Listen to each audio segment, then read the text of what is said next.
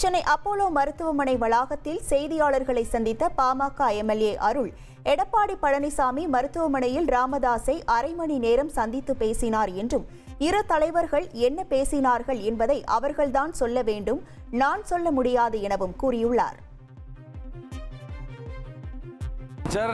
அண்ணன் எடப்பாடியார் இங்கே வந்தது நீங்கள் பார்த்தீங்க.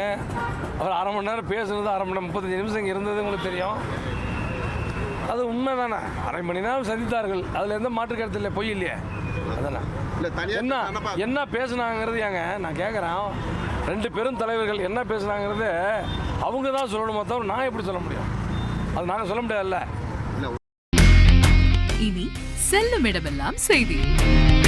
தந்தி டிவியின் வாட்ஸ்அப் சேனலை ஃபாலோ பண்ணினா செல்ல இருக்கும் இடமெல்லாம் செய்தி. இதோ QR கோட், இப்பவே ஸ்கேன் பண்ணுங்க, ஃபாலோ பண்ணுங்க.